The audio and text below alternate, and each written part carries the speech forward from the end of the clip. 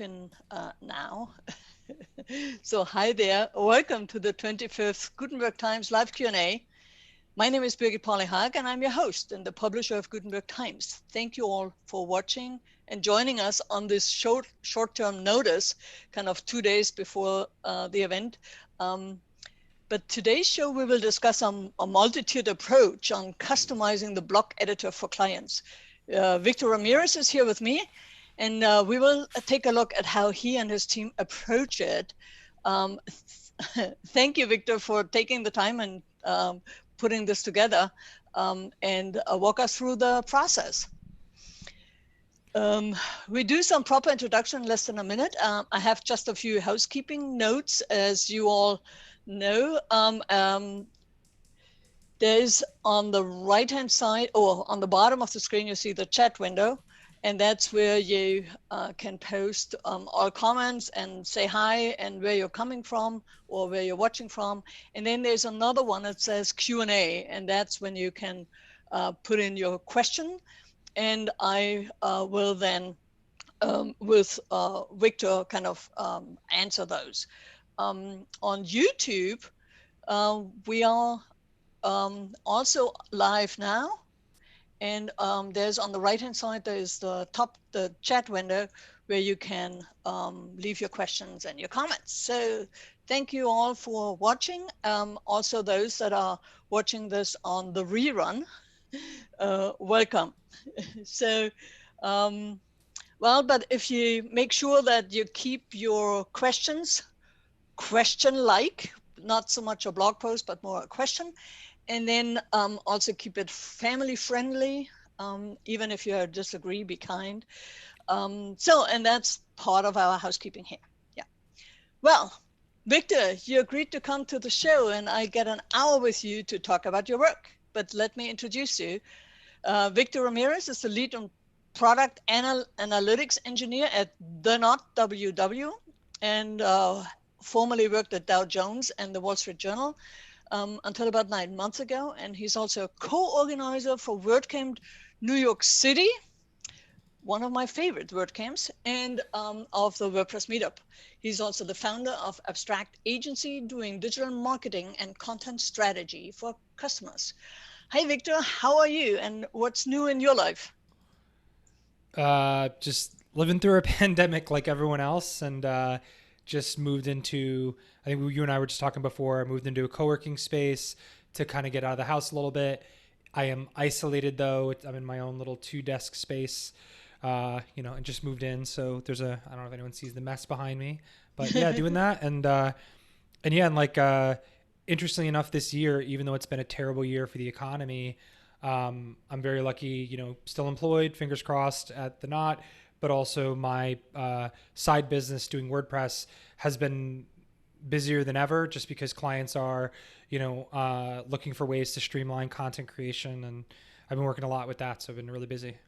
Well, yeah, that's awesome. I've had actually the same occurrence that, yeah, with February, March, I got really busy and I got busier.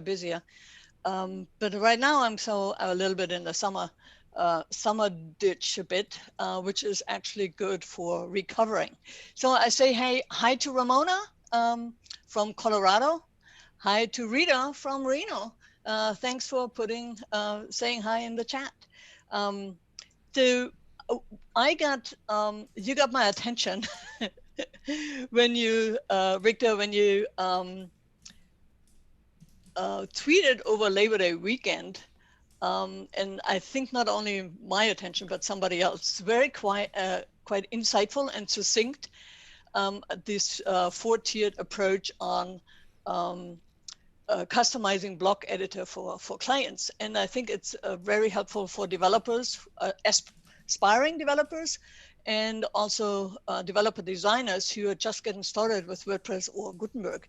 So, and you started out with, because I'm overly opinionated, aren't we all, Victor? The progressive plan for customizing WordPress Gutenberg, and levels 1, so we have level 1, 2, and 3. Then they require 0 plugins and 90% cascading style sheets, and level 4. So Do you want to walk us through the levels and kind of get started on that?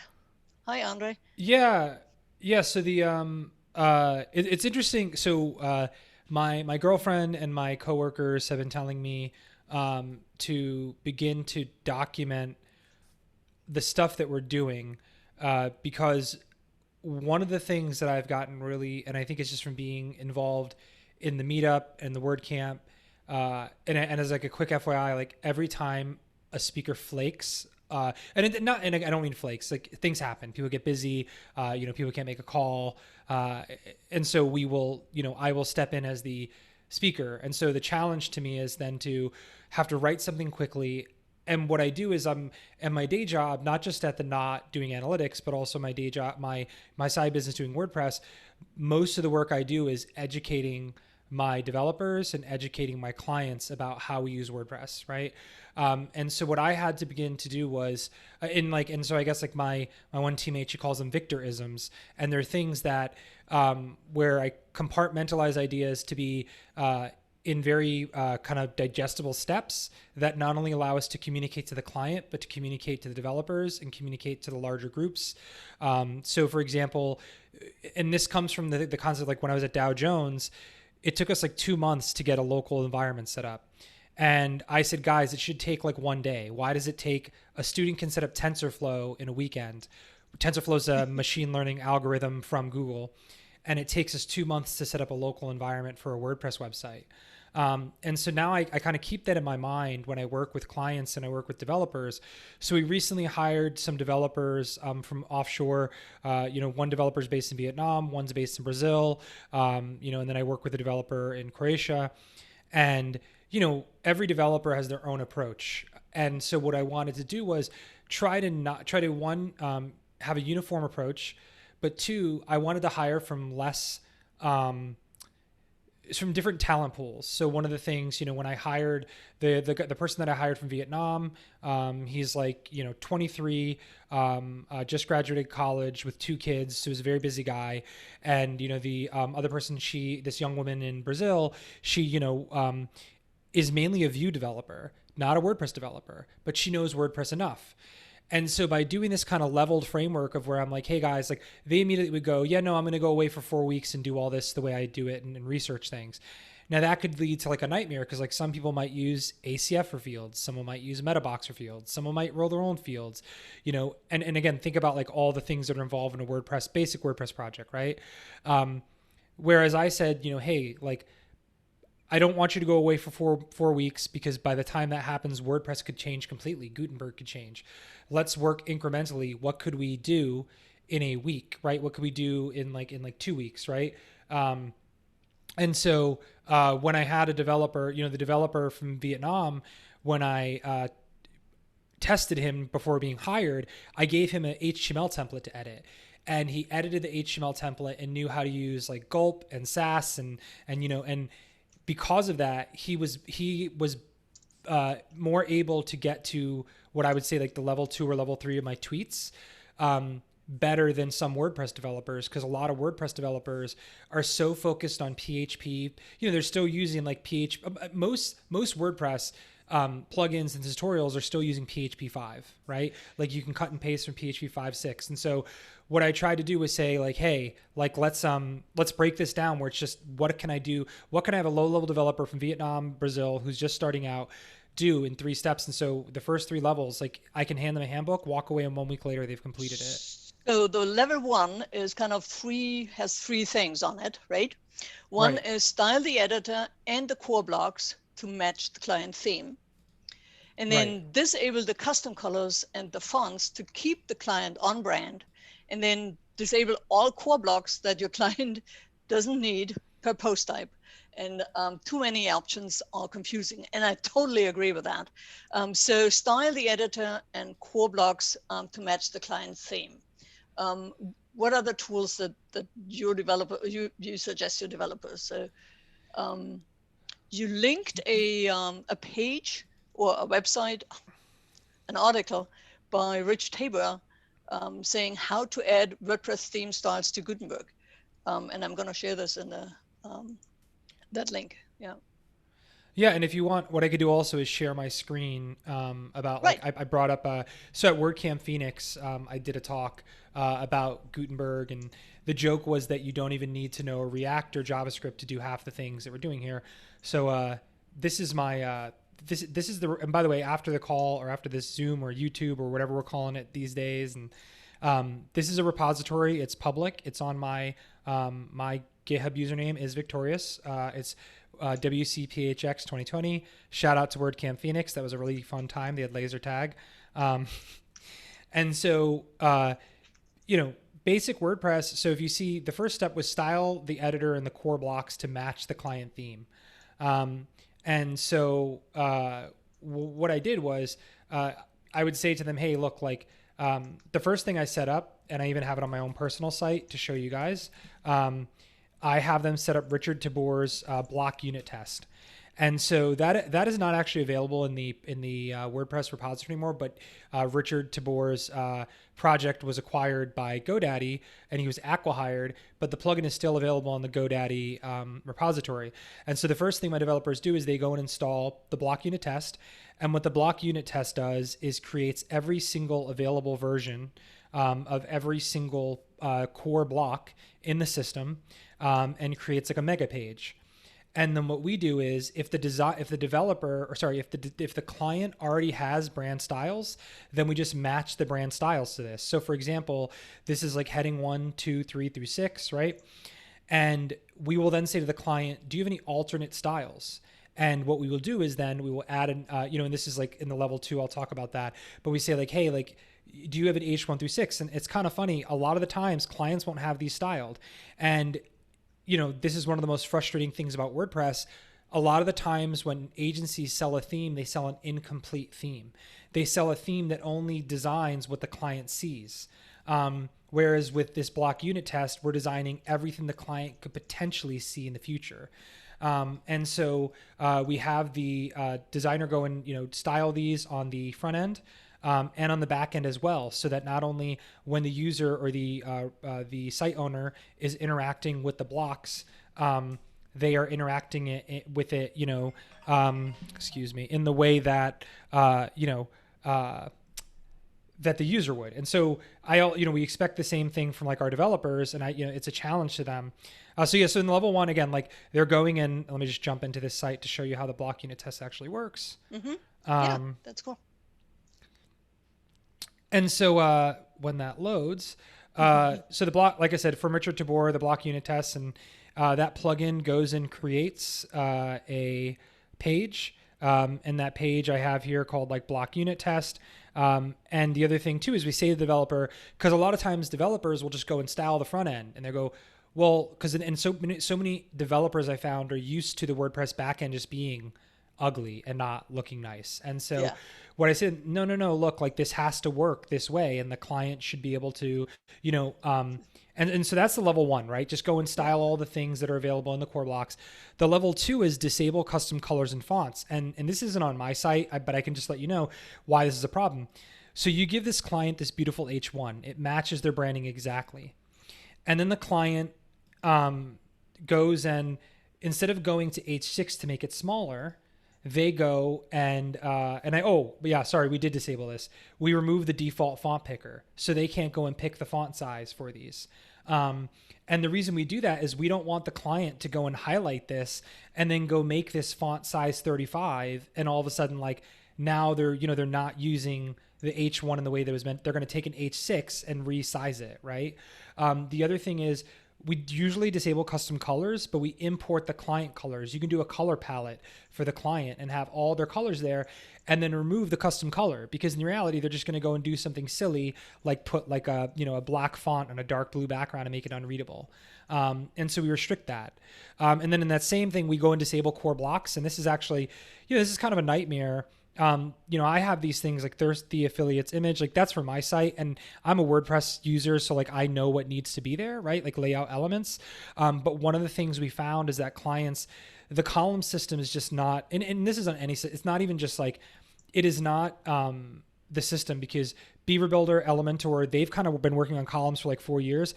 clients just don't understand columns. Like they're never going to get a column to work correctly on mobile. So what we do is we disable the column picker, we disable like Spotify, and we even we create a spreadsheet. What I actually do is I go and I actively do a REST API call of all the available blocks, dump it to a spreadsheet on a monthly basis, and when we onboard a client, we quickly go through and go, here's your suggested configuration, and here's some blocks that we're turning off. Do you think you need Spotify? And the client's like, no. And that, it's very easy to turn off, by the way. Just to show you what I wanted to show you was in the repository that I shared from WordCamp Phoenix, I didn't get into block development, but I got into customizing the editor. And what we went and did on every single type, this is, we create a custom functionality plugin. And again, this is more modern development that WordPress developers may not be used to. They go and throw everything into functions.php. The problem is if you throw everything into functions.php and you change your theme, you lose everything. So we go and add all of our all of our custom functionality that is not related to the theme into a file in a core functionality plugin. In that core functionality plugin, we require once all the types. And so, for example, here we have this type of service, and I think it's the type of case study, I think is where we removed, we did a block whitelist in one of these. Sorry, this was in February that I did this talk, so I forget. Here we go.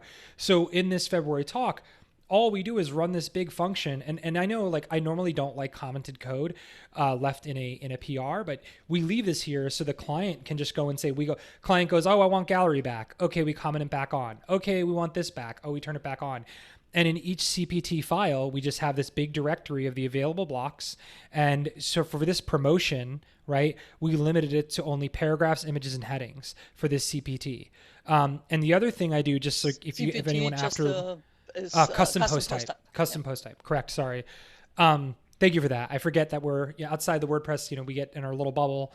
And so for anyone who's not, there's some other things that I highly recommend in this.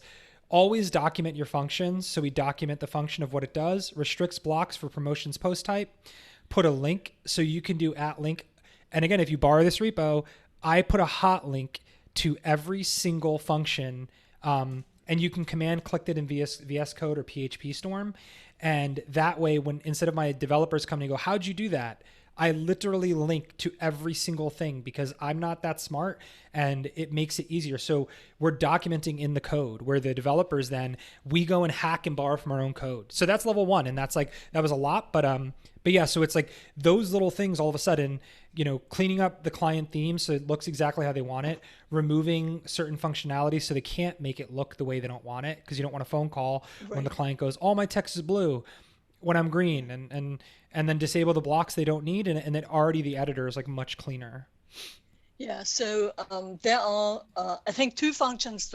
One is disable the core block colors, and the other one is disable the core block font types. Correct. To do. Okay. Yeah. And the you said you use the API call to a clean install and then have that in a spreadsheet when you try to serve all available blocks.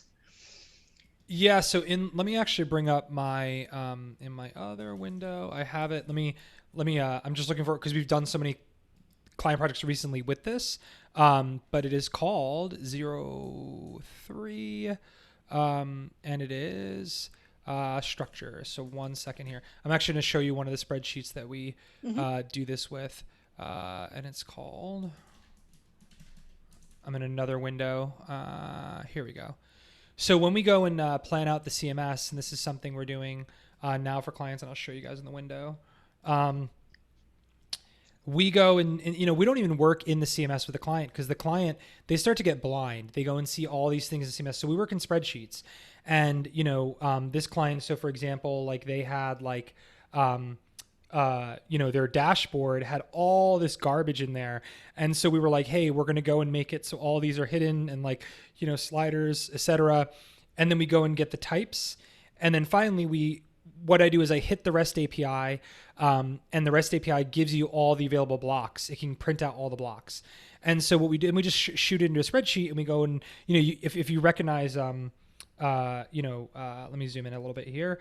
If you recognize common, formatting, all these blocks, we go and say to the client, like, hey, which ones will be available per post type? So the blog will have paragraph. We're turning off audio. We're going to turn on this. And then also, to make it easier for the client to even understand, we go and link to every single, we do a demo where they has this, because everything's remote now. And I don't like, not that I don't like phone calls, it's just exhausting to be talking all day. And so what I do is I say to the client, and then also the client, I'm working with a CMO or marketing director or a manager. They don't want to have to go and bother them. So what they do is they can share this in a 20-person team, and they're like, well, what's a quote block? And how does that work? And then I link to that for each one. And then they go and they just go and, oh, that's a quote block. And that's great. And wait a minute, but our quote block should look different. And that brings me to level 2, where we go and say, hey, you can choose styles. And that's we demo this. We say, hey, look, there's quote style 1 and quote style 2, but we can do, what's your brand's quote style 1 and quote style 2? So that's how we plan that. Okay. Well, that's awesome. Thank you for sharing that. Yeah. So any questions for this level 1 customization from our people that are watching? Well, hi, Yuka on YouTube. She had a comment, although seen the Gutenberg engine already, but definitely interested in this show. Super big thanks. Okay, cool. And then there was this a funny joke. You saw it kind of, are those short stack developers instead of full stack developers? That's pretty cool. Yes, yeah. And but I think the thing too is we don't, it's not even I'm not hiring developers that are, purposely lower skilled. It's that also there's some developers who just to get up and running on WordPress, it's so much work. It's easier to find someone, in my opinion, who understands semantic HTML, CSS, and build tools. And then we just handle the PHP engine, and we just say, hey, look, now the WordPress site, the template looks the way it needs to look. The HTML template looks the way it needs to look. Please go and use JavaScript and CSS to, add the UI functionality that we need for the client to be happy. Yeah. No, I totally get it. Yeah. So if that's level 1, so what's level 2? It says customize the core blocks by adding block styles, and then extend the existing functionality. Example, you don't need a custom testimonial block. What you actually need is a block quote with a custom style and a link attribute. That's kind of the next tweet. There was a lot of information in this Twitter thread. Yeah. So right. So I don't have, again, I don't have any styles loaded from a client. But if you guys, still see my screen, this is a default functionality of WordPress core. So again, this is not anything custom. This is the default block quote from WordPress. And it comes with 2 styles, default and large. And what a lot of people may not realize is you can then, what this large is actually doing, all it's doing is it is going and adding a wrapper, a class wrapper around this block quote with the class of, let's say, large, right? So then when I go to that quote, and so then the client comes to us and says oh, well, our block quote, looks a certain way. We can just go to this actual, find the block quote, and you'll see it says is style large, right? Well, now I just go look for that is style large in my CSS, right? And I could go and target only that particular, style large class, right? And so when you go, and that's why I kind of, that Richard Tabor tutorial, and actually I think the other one that's really good that keeps it very straightforward, Bill Erickson does Gutenberg styles, and he does block styles. And again, because I don't have an option ready, he shows 2 versions. He just modified large and modified regular, right? Again, you can just use the default styles, but then you can add an additional style by adding a JavaScript call. You do need a custom JavaScript file for your core editor. And you could see here, similar to what I was talking about before, he did heading 1 through 6, 1 style, head style 2. So it's about, I think it looks about 10 lines of code. You're creating enqueuing custom scripts that load in the editor. And then he is registering the custom style, and he labeled it alternate. So they're doing the same thing here in core, where they're saying like is large, you're going to do like is alternate, and then your new style will be available for each of these. And you can do these for any of these. Like you can make your headings. I worked with clients where when you add that style, now that style will be pickable there. And that happens all the time where a client may have like a cursive font or some kind of CTA font they want. And you can do that even with like buttons like we have. And actually, I think that's in core. In core, there's button style 1 and button style 2, right? Actually, this is from this theme that I'm using. And so you can go build your own. And then extending the custom functionality. Again, I don't have one right in front of me right now, but we had a client that wanted to do quotes, right? And what we did was we found, okay, they wanted quotes with a link to the author's name, right? And all we did was we extended it. And I think I linked in there to add extended functionality. That's from Jeffrey Carradine. And sorry, Jeffrey, if I'm butchering your name. I know we've met like twice, but he has it's extending blocks, and it's Jeffrey Carradine. And so what all you do is, again, basic JavaScript. Now that you've added that basic JavaScript file that loads, particular styles, you can use that same JavaScript file to add an attribute. And what you could see he's doing here is he is adding a custom attribute to a core Gutenberg block of like, and adds an attribute. And what it looks like it's doing here is it's assigning an attribute of visible on mobile, and he's registering it to like, let me see here. Where's he passing it? Right, custom panel control. See, he added mobile, and this is a toggle, mobile device visibility. And so recently we did that for a client where all we did was we added a text field and let them add a URL. And we didn't add a custom testimonial block. All we did was add a custom attribute of a URL, and they could highlight here, or click there and like have the URL and add the link. And so you can modify the basic WordPress blocks very easily. And so what we try to do is when we go and work with a client on a project, we work through these and we say, okay, like, do they need level 1, level 2, level 3? And that gives us also a better way to scope time. So that's what I was saying here. You don't need a testimonial block. And also the other thing too is you can actually use inner blocks to cheat. And so I guess I should have put that as like a level 2.5, where now ACF has inner blocks and even Gutenberg has inner blocks. And inner block is where you essentially create a block that calls in other blocks. So you could make your own testimonial block by using the H1, the paragraph, a link, and then like an image. And then now use inner blocks to put those in with default attributes. And now you've created your own inner block, your own testimonial block, but you're not actually, you didn't actually create a block. You're just using the core blocks and calling them in a pattern. Yeah. So Juco Pauline has a question on YouTube, and is namescope a problem in doing Gutenberg blocks? Can the component be easily shielded into its own namespace? So I have not run into any issue, but namespacing is important to make sure when you're going and like, it's all about like how you build your files. So like whenever we're working in like with CSS, prefixing all of our functions, prefixing everything, and I actually had that in the demo.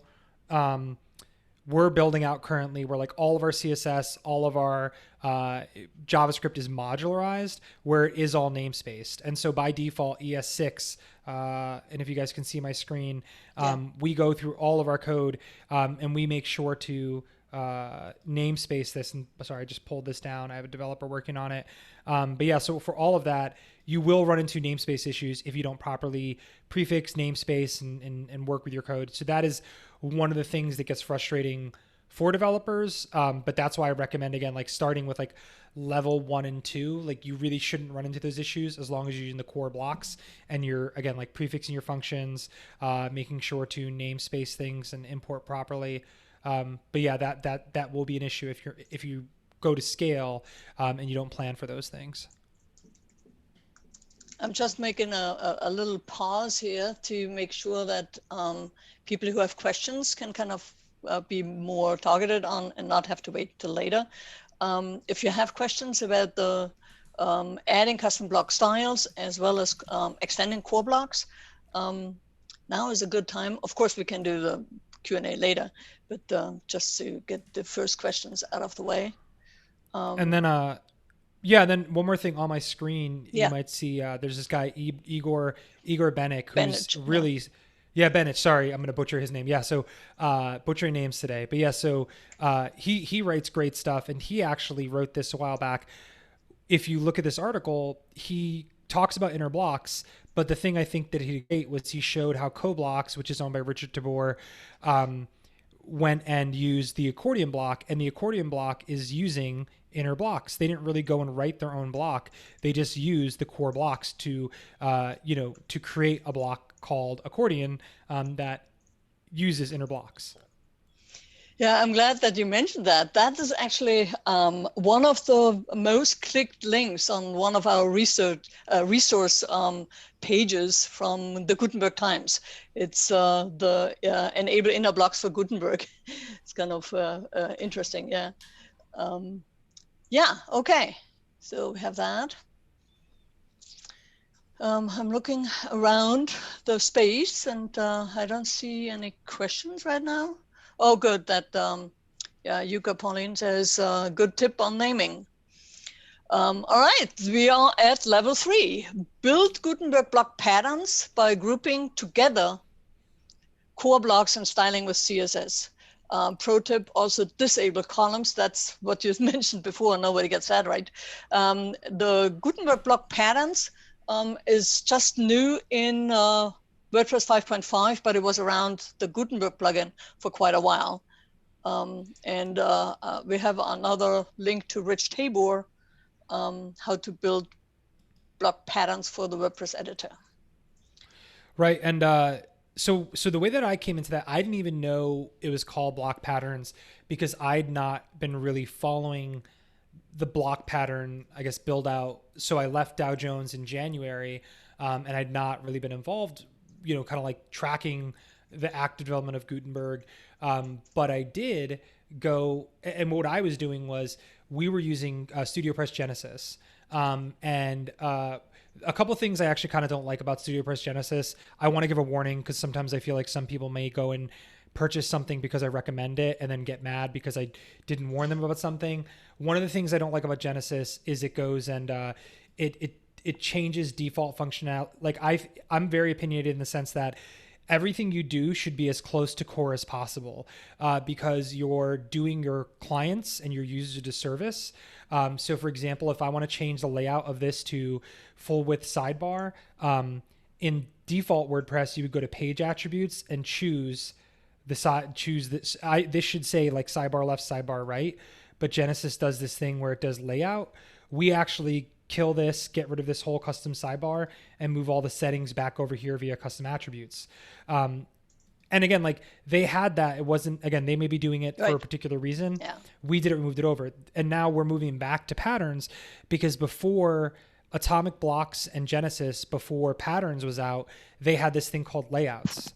Exactly. And it actually was patterns, but built a different way.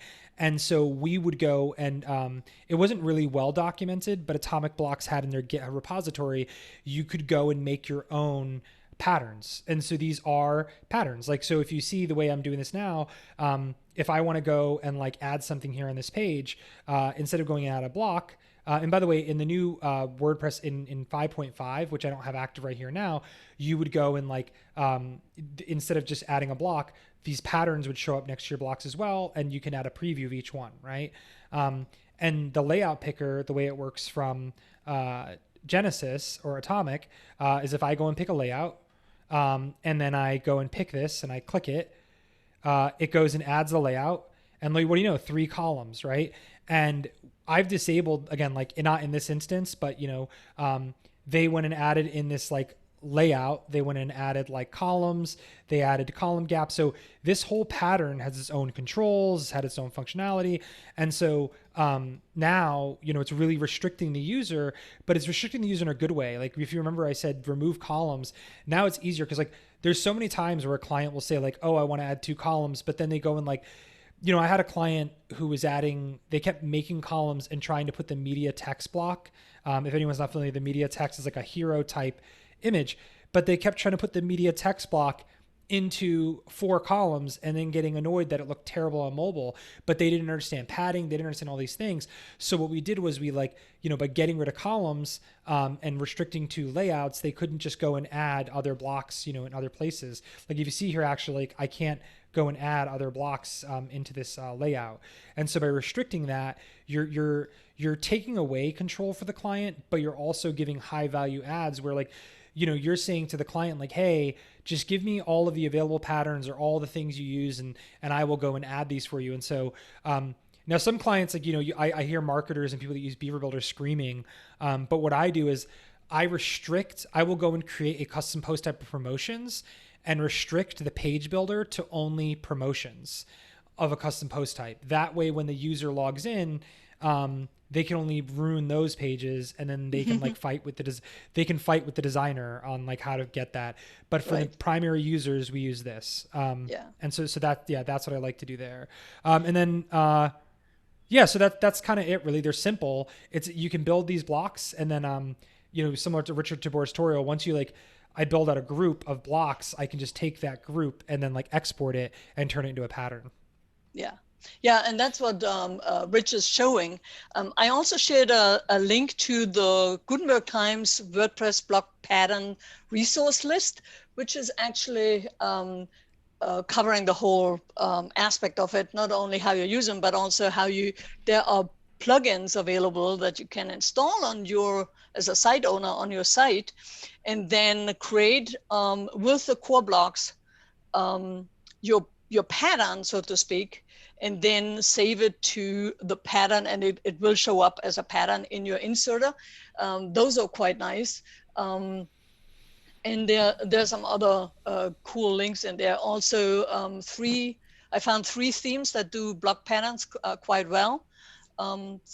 So you can actually kind of look at them and maybe learn from it and do some creative inspiration there. But that is with 5.5, it has been, I think it's a game changer, block patterns, because it can be done by anybody, to do these templates, but you don't need really JavaScript for it. And what Rich is showing is actually how to put it in your functions page or in a separate plugin, but also using the block editor to create them.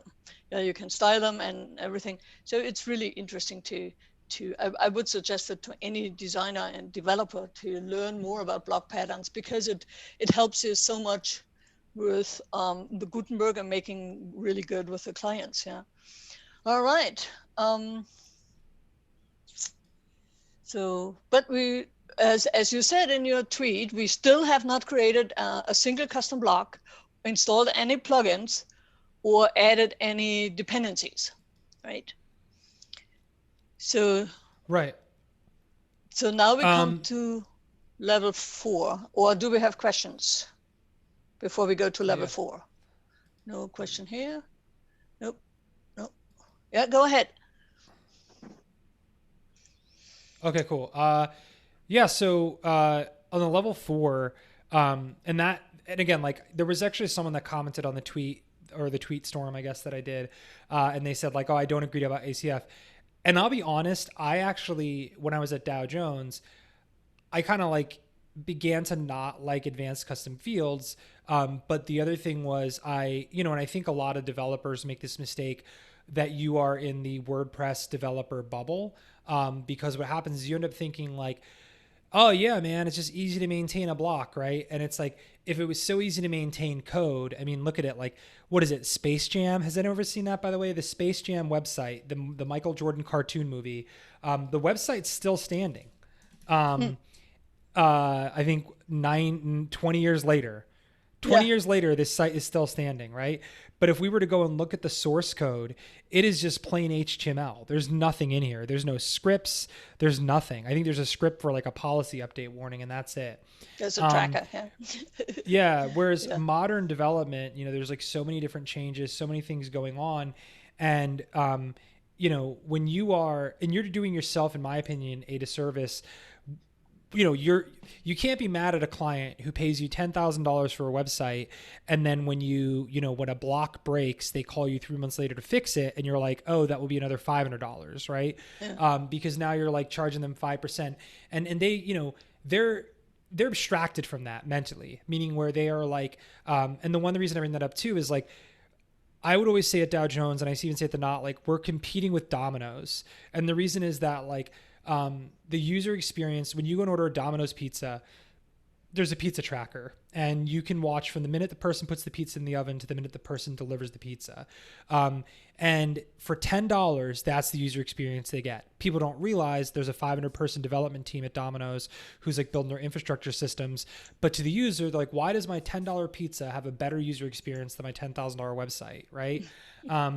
And so one of the big things that as I brought from like being in enterprise development to now, still doing websites for marketing for startups, for their marketing websites, is kind of like, how's this thing going to stay standing?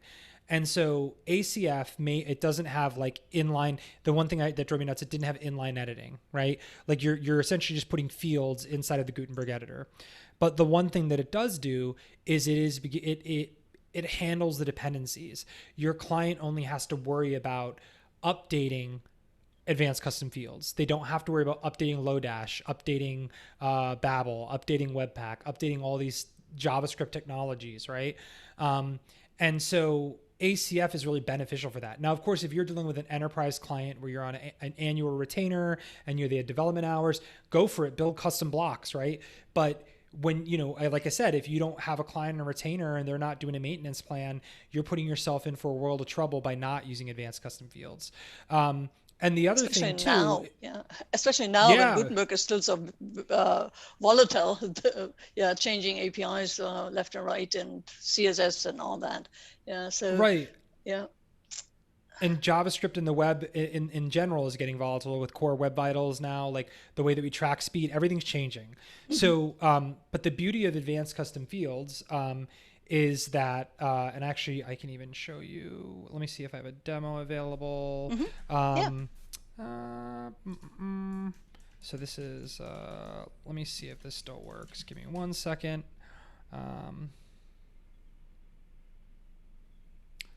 And probably not, but let me see if I get in here. Give me 1 second. And autofill. Nope, that's the old one.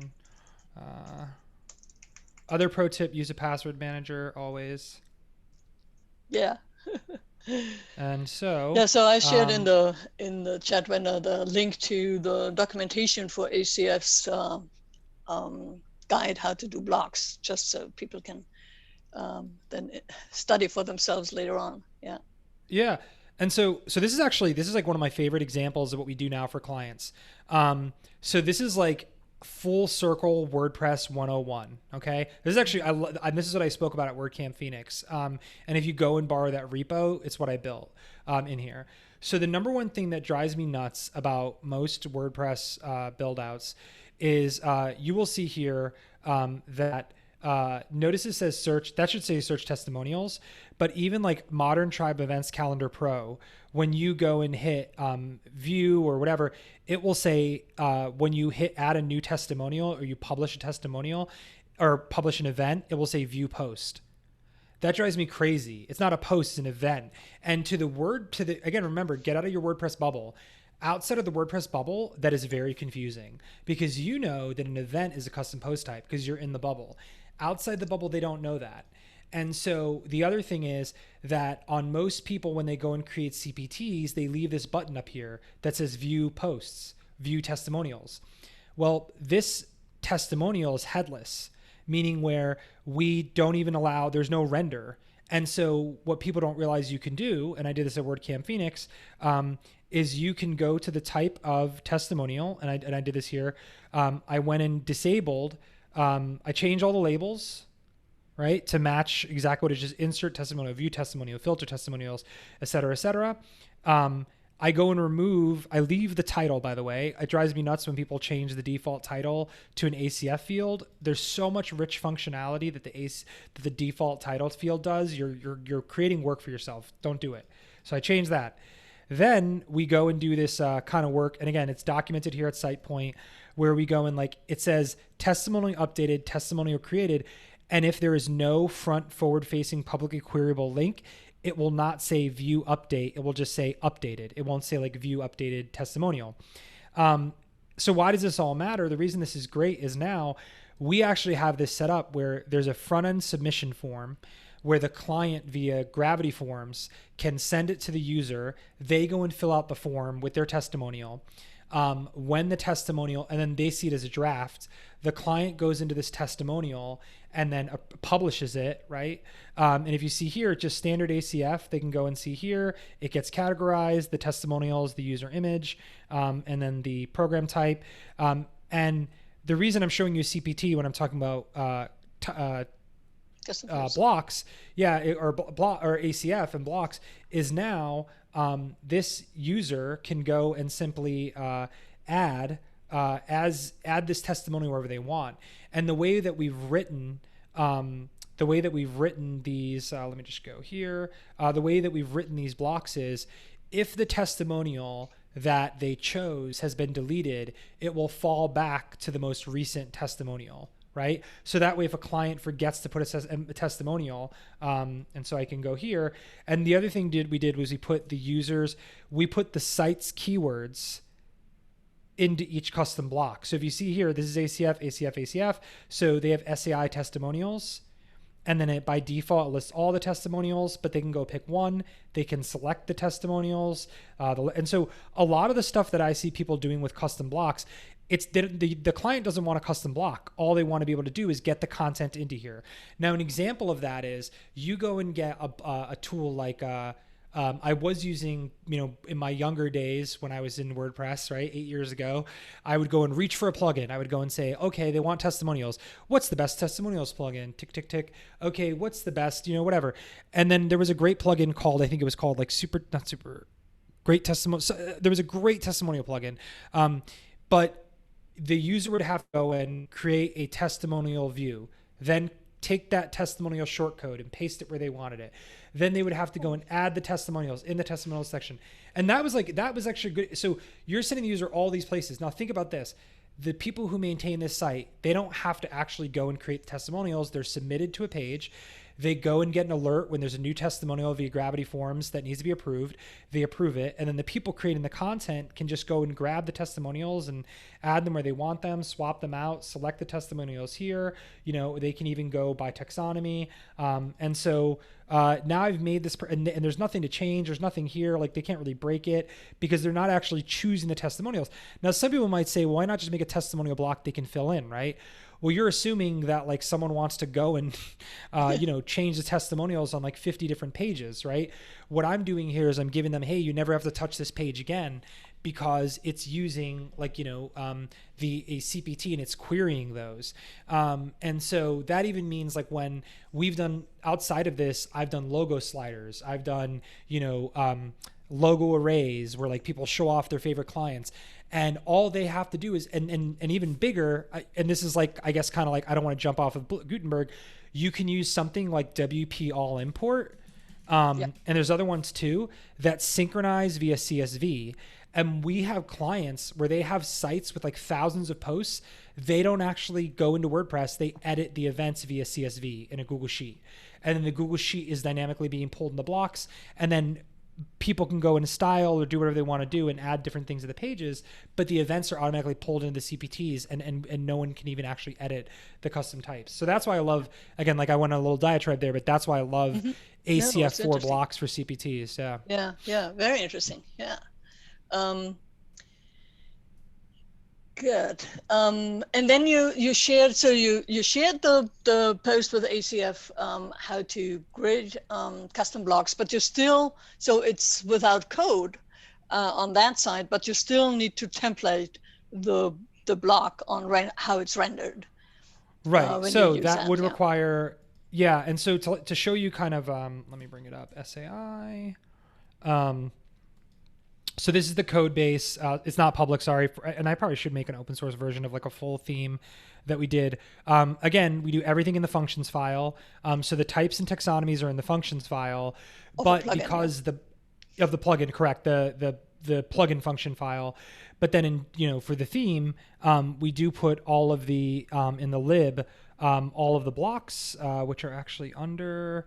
Man, I haven't touched this in forever, and I'm actually on the wrong branch, I think. It's under either template parts. Here we go, template parts. And so for the testimonials, they have the block CSS, and this is all it is, like block PHP, and it's just a loop to, hey, here's the loop. If the testimonials are ordered by single or by count or selected, and then this, remember I told you, like, all we do is go and like get basic HTML. And this is like super basic HTML. It's going and getting like the post thumbnail, the attachment URL. And by the way, that's because I prefer thumbnails over custom fields. Gets the attachment, responsive, post meta, and that's it. That's the template to go and create the block. And then the CSS is very light as well. Again, just basic CSS. And then the block is actually declared because, again, this belongs to the theme itself. The data still exists, but the block belongs to the theme in this case. And so in that case, we went and moved. And again, this is like, it's crazy. This was built like 4 or 5 months ago, and now we're really realizing, no, this is not how we want to do it. We want to move these over somewhere else. But we go and register those here, so like that. Yeah. And that's all it is, like 10 lines. Mm-hmm. Yeah. So. Yeah, and then in the level 4, you also shared a link to the 6-step guide to custom post loop Gutenberg blocks by Joey Ferruggio, I think was his name. So I'm going to share that out as well, because you want to. And actually, my comments are, I have a super comment on there where I told him, hey man, you probably should not use the word post because people don't know what that means. It should be select testimonials. And when you see in his tutorial, he literally tells people select posts, and I'm like, that makes no sense. And again, because he's using WordPress brain, not user brain. Mm-hmm. Yeah. All right. So, we are all through the level 1 with styling, core block disabling parts, and then customizing the core blocks with adding block styles, adding stuff. That's the level 2. Level 3 is build the Gutenberg block patterns with a lot of resources there. And then level 4 is build the custom block with ACF. Or if you are willing to do that, you can certainly do this in JavaScript and build your own custom blocks. But for maintainability. By the way, I just saw Carrie. Sorry, I just saw Carrie Dills is on here, by the way. So, like, Carrie, if I did anything stupid with Genesis, tweet me. Because now I'm like, I'm checking the names to make sure. Yeah. Carrie, I steal all of Carrie's. Can I just say that, like, the best part of the WordPress community, I feel like we're all just Mad Max ripping stuff off each other's cars and trying to put together hot rods. And I borrow Carrie's, like, if anyone is interested in Genesis after this, go look up Carrie's LinkedIn courses. And then also Tanya Mork has like this great site called Know the Code. And so I borrow their stuff from Genesis. So I'm like, all these concepts I borrowed from kind of the Genesis community and the Atomic community who gave me like a heads up. You could tell I kind of have like my favorite, I guess, artists that I follow, right? It's like a record collection. You have like, these certain, like labels and groups. If anyone remembers, used to follow a record label, So, And so Tom, yes, this show will be shared on YouTube, and I have the links here. I'll put them on the GutenbergTimes.com. So each of our live Q&As has its own post on the Gutenberg Times. With all the links that were shared and a transcript later on. So you can always use it as a resource. And Carrie Dills just published another article on Gutenberg blocks and Genesis. So we will have that in our newsletter that comes out tomorrow. So if you want to sign up for it. All right. Now, are there any questions that apart from things? And hi, Carrie. Any other questions? So I see. Yeah, this is awesome. Yeah. All right. We also have, the Gutenberg Times also has the Gutenberg changelog podcast. The number 28 has been published, or the episode 28 has been published, and we will record on next week, Friday, after Gutenberg 9.0 comes out. Do that. So other announcements I don't have. Do you have anything? So if people want to contact you, Victor, thank you so much for leading us through this and giving a little deep insight in how you and your team work this all out.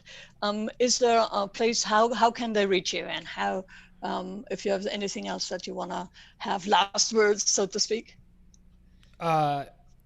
One thing I did not mention in this tweet storm, and I probably should add it at the end, is like I use WP Gulp. It hasn't been updated in a minute. It's by a guy named Amado Weiss, and WP Gulp.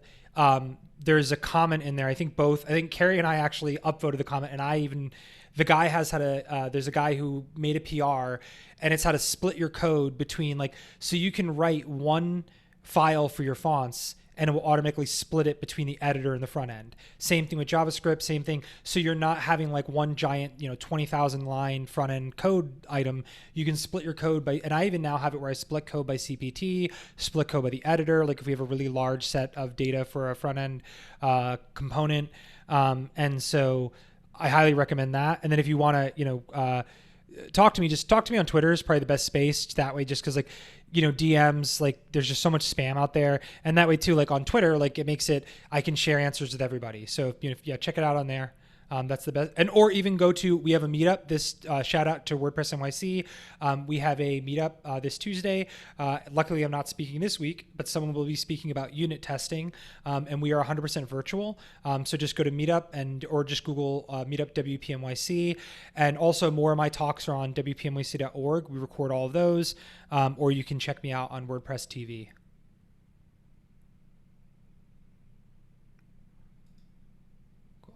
Birgit, you're muted, Birgit. Well, I didn't want to, Yeah. I muted myself because I was typing, and I sometimes okay. kind of get this vibration on the show. I just shared the WP Gulp link in the chat, and it's by Ahmad Awais, who also is kind of very strong in VS Code stuff, as well as he was the first with the tool create Guten blocks in React. Create CGB. Yeah. So it's a great community. Thank you so much, Victor. This was an awesome show walkthrough. Yeah, within 1 hour, you have kind of the whole development process revolutionized for a few people. Thank you so much, and it was great that we had you. And by the way, I'm flattered that you even thought that. So thank you for like everyone who was impressed by that tweet. So thank you. Well, and thank everybody for attending. And if you have any questions, just shoot me an email, or also connect with on Twitter. And well, this was it. Thank you so much, everybody. Have a great weekend, and I'll see you when I see you. Bye. Thanks, guys. Bye. Bye-bye. Bye, Peter. Bye, Rita. Kristen. Bye-bye.